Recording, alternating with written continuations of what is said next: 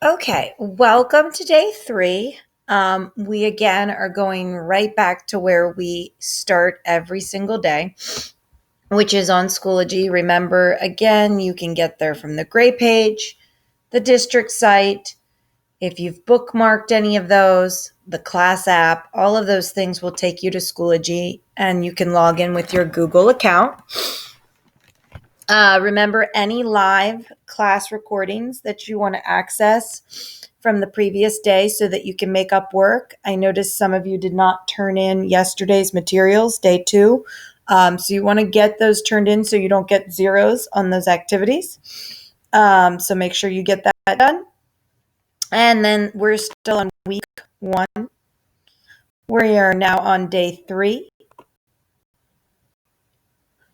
And here's the material from day 3. You have 1, 2, 3 items, 2 things for learning, and 1 thing for attendance. So the first thing for learning is the email rules.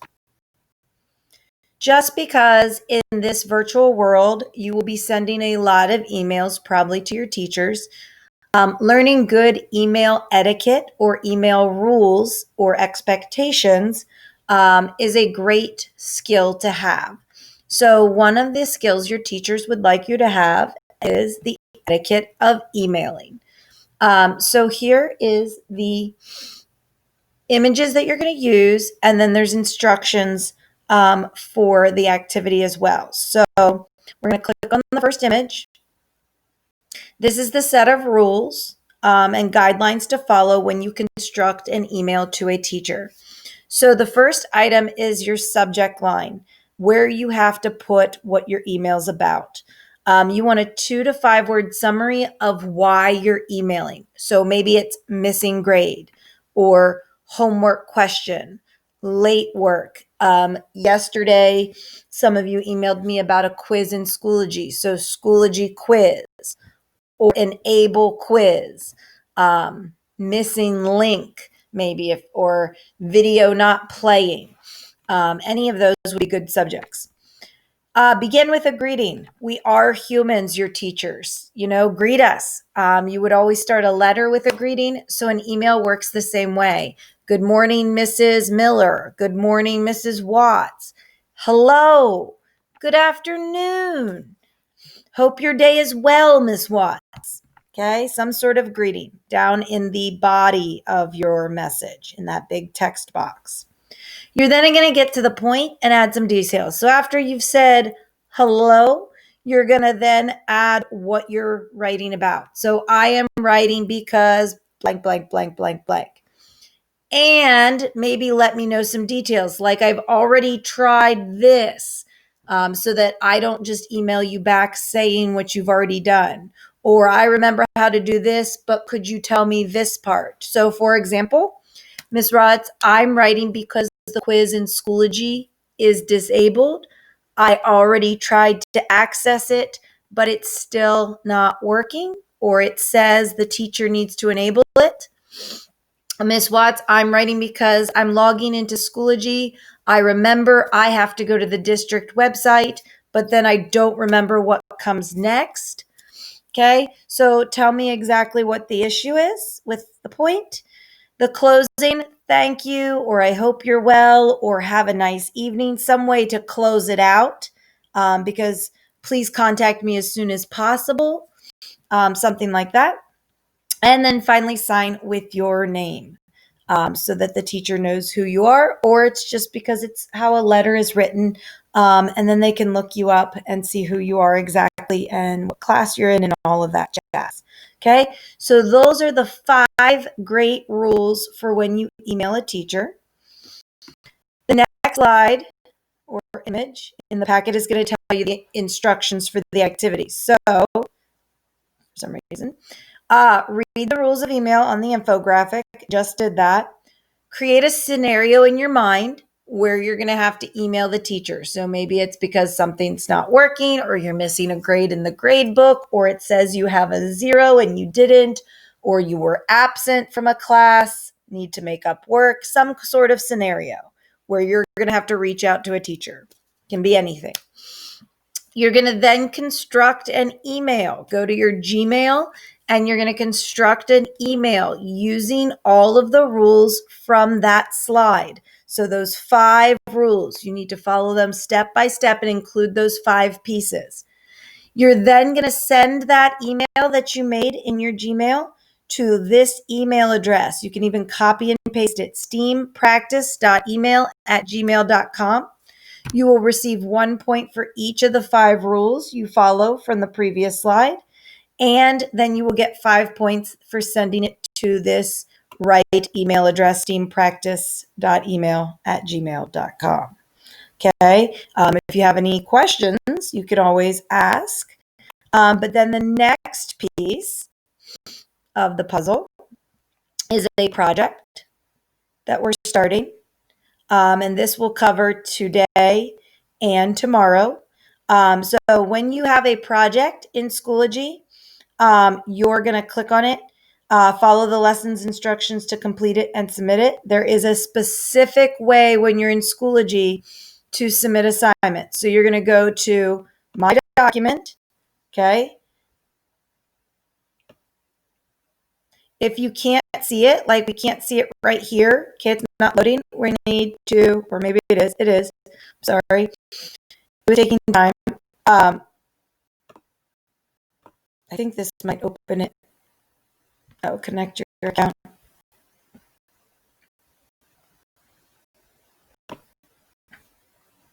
You might have to connect your account and allow if you've never allowed Google to access your account. So that's why I did that. You can see how to click.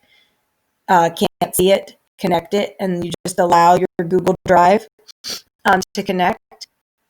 We're going to zoom in for some reason. I don't know why it's so small. Oh, present mode we can do. Hopefully that doesn't stop my video. Good. Okay. About me project instructions. It is worth 30 points. The text boxes are shown in class.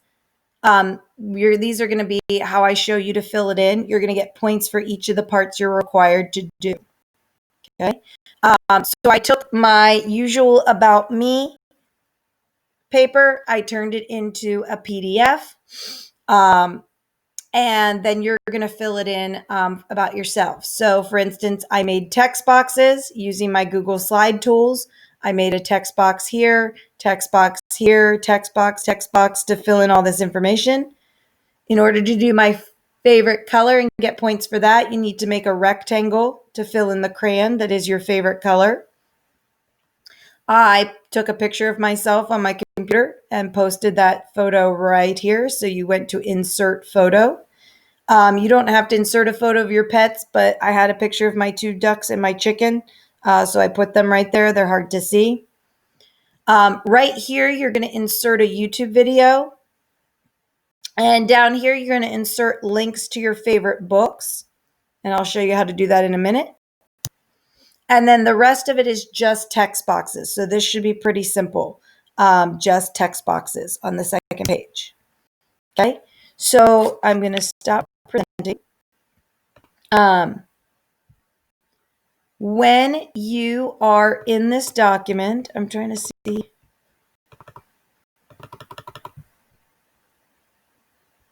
You should be able to make it. I don't know why his is showing up.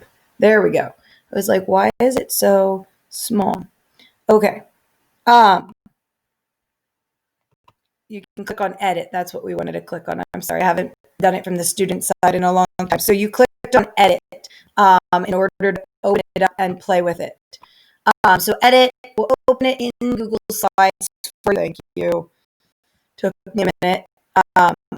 It will give you my example, and then you have your template to work with. So what you're going to do, we talked about this one should be easy. Insert photo from your Google Drive. You can take a photo on your camera. You can even just take it on your camera and insert it right there. When you get to the music, you're going to do insert video. You should be able to find a YouTube video. If you can't find one, You might be able to find another video on a different website of your song. You can paste the website here, but you should be able to find one on YouTube if you need me to approve a video, so that you can paste it if for some reason, but it needs to be school appropriate, no bad words in it. So don't ask me to approve something that has bad language. But if I search video of house fires, a band I like,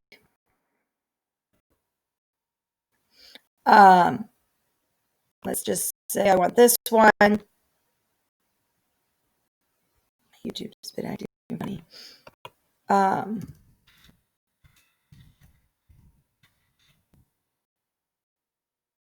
Okay, here we go. This is one of my favorites anyway. Okay,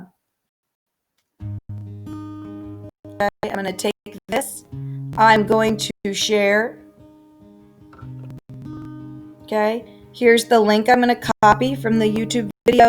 I'm going to go over to my Google Slides, paste it in, and then I'm going to search it, click on it, and select it. And I'm going to stop playing it so that you don't have that in the background. But then it's right here.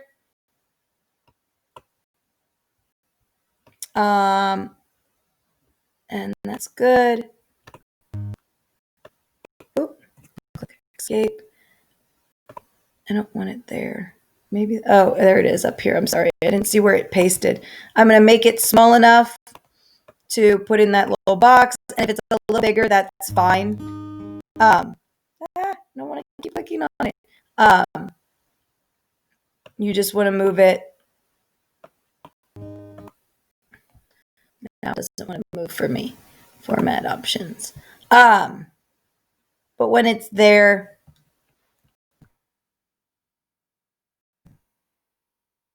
you can move it into place. Okay.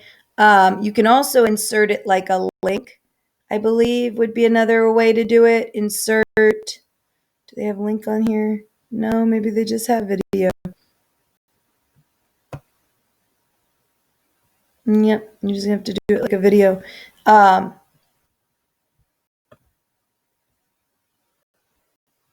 the formatting is. I'm going to make it smaller, and then I'm going to move it down. I guess you just have to move it before you click off of it, and play around with it. You can always reinsert it. So there it is in my video. To do the links for the books I like, I'm going to make a text box. I'm going to write the book name. So let's say I like Harry Potter. I'm going to go on Amazon, like the instructions say to do. I'm going to type in Harry Potter book. It doesn't come with just anything Harry Potter. I'm going to find one of the books to link to that I want to take Miss Watts to. So let's say I always like, my favorite is the fourth one. I don't see that on here. Goblet of Fire. But we'll just click on this one just for fun. Here is the Order of the Phoenix. I'm going to copy the link from up here for the book, okay? Or you can copy it. No, you don't want to click on the link over there. Okay, so just copy it from the search bar up here. I'm going to highlight the text. I'm going to say insert link. It's going to say Harry Potter, but I want the link to be to that website, so I'm going to paste it. Remember, to paste something, it's Control V, copy, Control C, paste, Control V, and now you can see that that is a link. It also asks me to paste a picture of the book, copy image, and I'm going to paste it.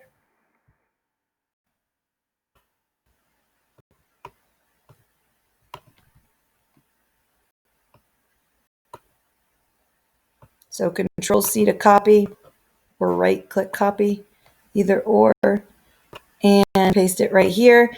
And when somebody clicks on this link, it'll take them, I can see, right to the Amazon page for that book. Okay, so that's how you do the link. The rectangle is pretty self-explanatory. You click the rectangle,